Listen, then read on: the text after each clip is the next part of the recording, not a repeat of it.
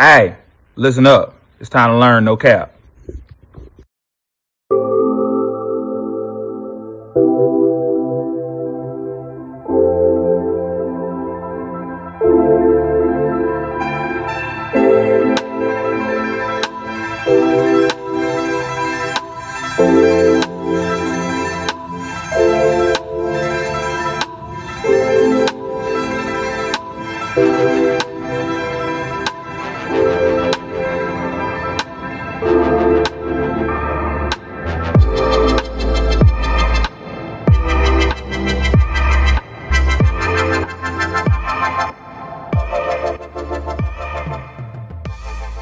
I'm Alan Hill, your host.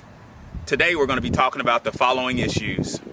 First, Talked about behind my back as if I wasn't worthy. And Lord knows that I ain't perfect, but I sure deserve it. Family hurting, no one on earth pick up the slack with me. Send me somebody who won't turn it back on me. It's a disaster, got it out the boat, we made it happen. ladies and gentlemen, it's time for your great example. As an educator, I don't ask you to do anything that I'm not willing to do myself. So with that in mind, I'm going to provide you with an example, a great example on how to write an argumentative essay, right? With respect to a historical subject. So today, we're going to learn how to write an argumentative essay using textual evidence. Let's get to it. All right, young people, I just want to let y'all know that true scholars work together to accomplish accurate research. You lean on me, I lean on you. That's how we're going to do it here. We're working together to accomplish our research. Let's get it. Great example.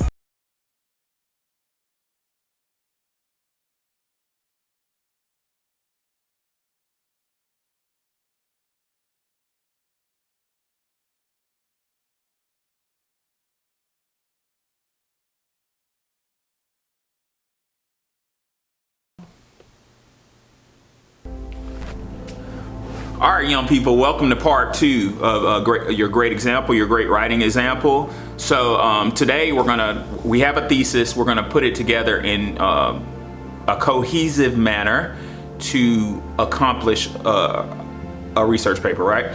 So let's look at what we got. Check it out.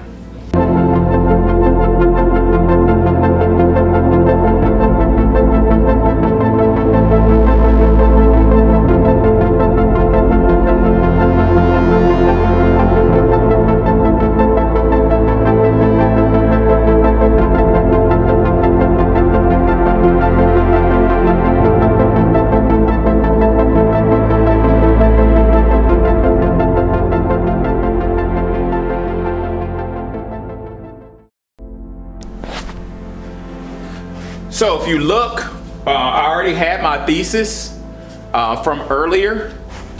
I separated it into 5 parts. So you have your thesis, right?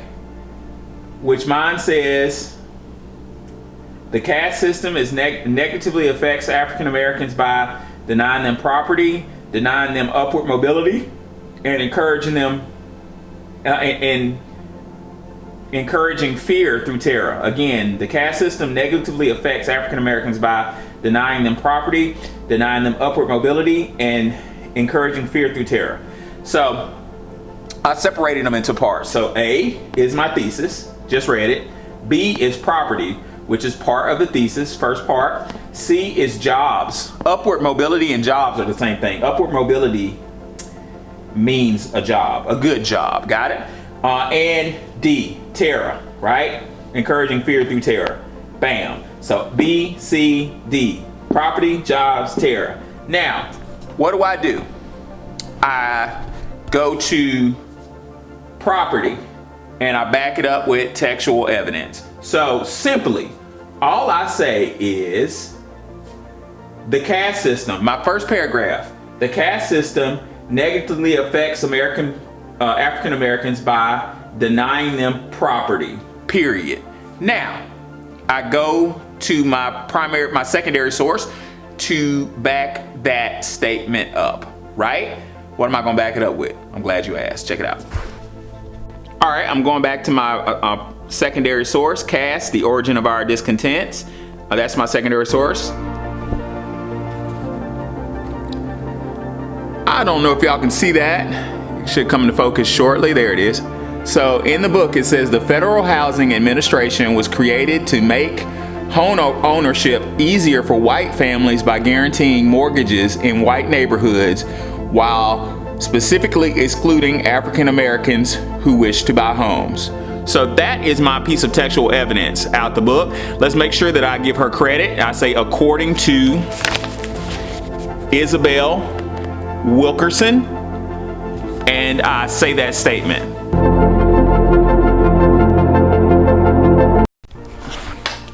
All right, young people, I told you your paper equals thesis plus first point, which was property, plus second point, which was jobs, plus third point, which was Tara, plus a conclusion equals your research paper, right? So let's look at the first point, which was property, right?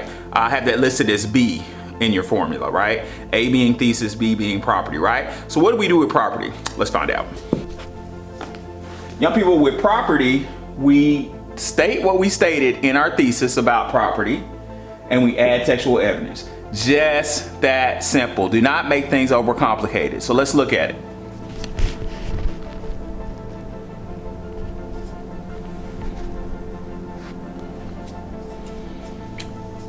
The caste system is negatively affected African Americans by denying them property. That's what I said in my thesis. Now, all I'm gonna do is add a piece of textual evidence, right? It comes from Isabel Wilkerson's cast. It says, according to Isabel Wilkerson, the Federal Housing Administration was created to make home ownership easier for white families by guaranteeing mortgages in white neighborhoods, while specifically excluding African Americans to buy homes. It did so by refusing to back mortgages in any neighborhood where black people lived. That is a page right there. It's not hard. I didn't do a whole lot of heavy lifting. A whole lot of your paper focuses on the thesis. All I did was took a piece of textual evidence to support the first point of my thesis, right? All right.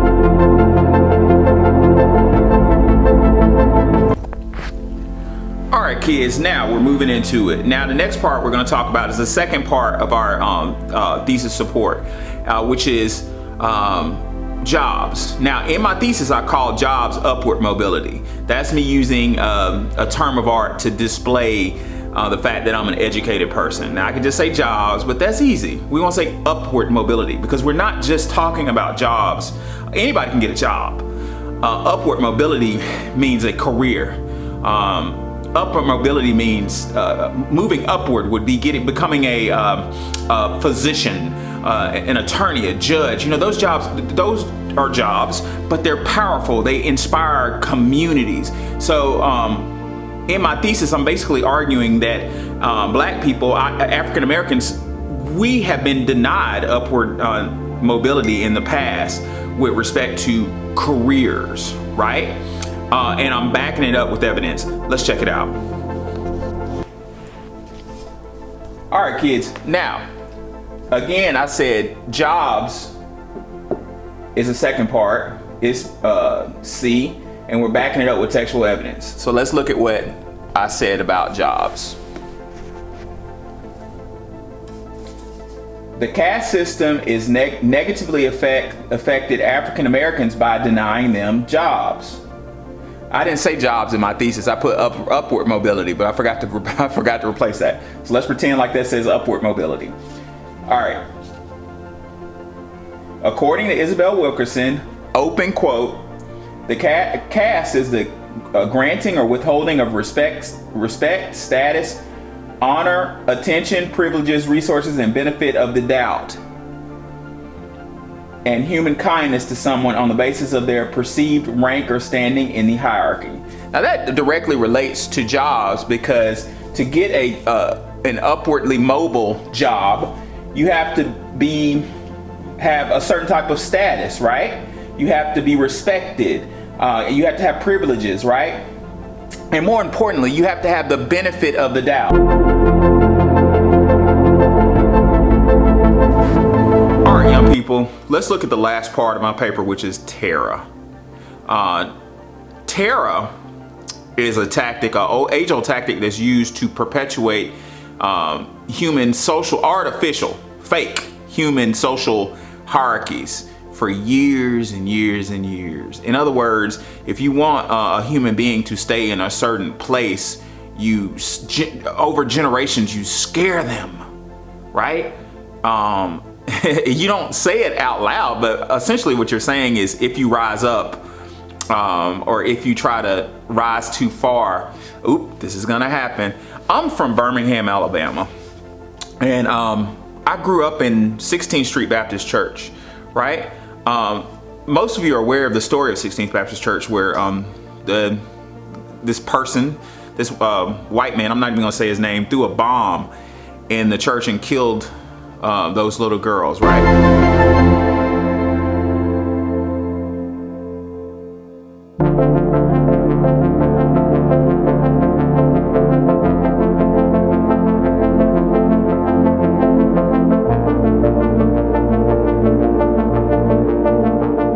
That was a terror tactic. You have to look at 16th Street Baptist Church for what it is. It's a church in Birmingham, Alabama, a town that an American town that has an African American upper middle class, right?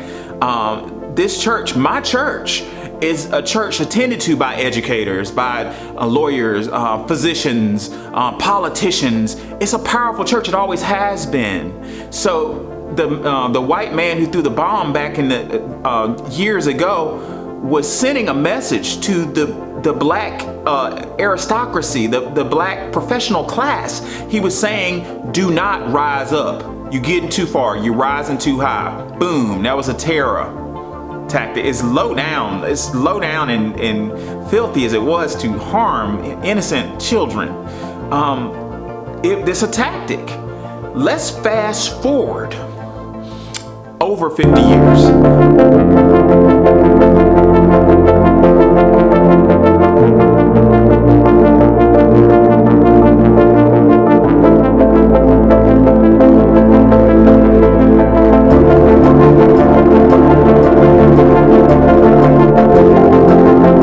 To 2015.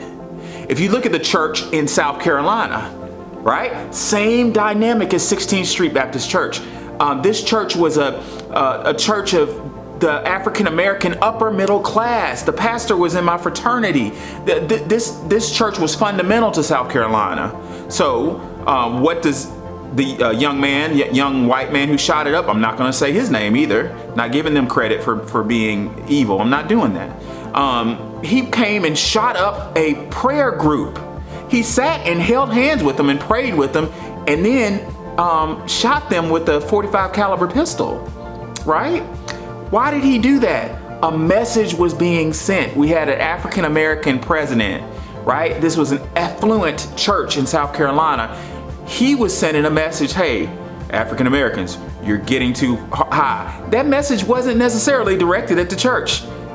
He knew that message would hit the news and get out to the rest of us. Just like the man who blew up 16th Street Baptist Church wasn't necessarily targeting 16th Street. He was targeting Birmingham and possibly America. Social media wasn't around back then. I don't know if he was targeting America. It's my belief that he was targeting Birmingham, the Birmingham African American aristocracy, professional class. He was saying, hey, y'all are rising too high, out of the caste system, get back in your place, right? So I'm gonna support that part of my paper with textual evidence. Let's check it out.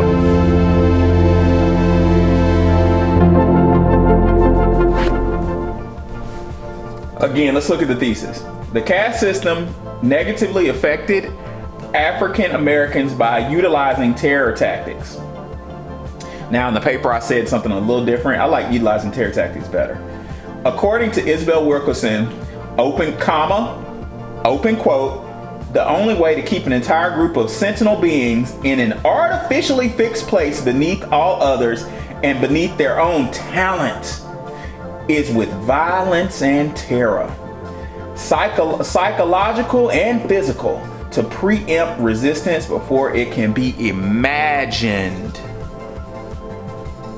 Look at that. Before it can be imagined.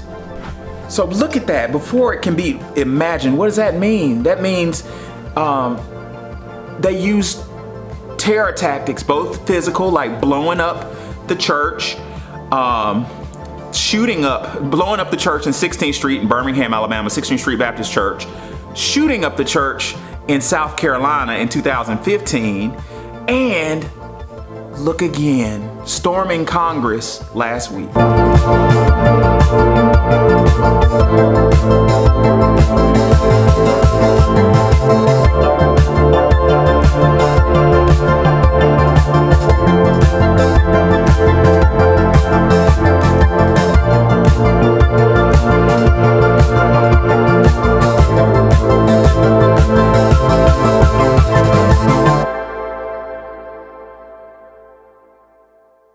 These are all terror tactics used to help other groups from even imagining escaping their caste. Think about that for a minute. Right? In 2021, we are dealing with terror tactics. Back to the paper. So I told you A plus B plus C plus D. Right? A being your thesis, B being your first support point, C being your second support point, C being your third support point. All that is the body of your paper. Next, in our next example, we're going to move on to E, which is a conclusion. It's the easiest thing you're ever going to do in a paper, right? This has been your great example, right? I'm gonna give you an example of my paper thus far. I'm gonna show it to you, and I want y'all to have a great time until the next time I see you. Peace out.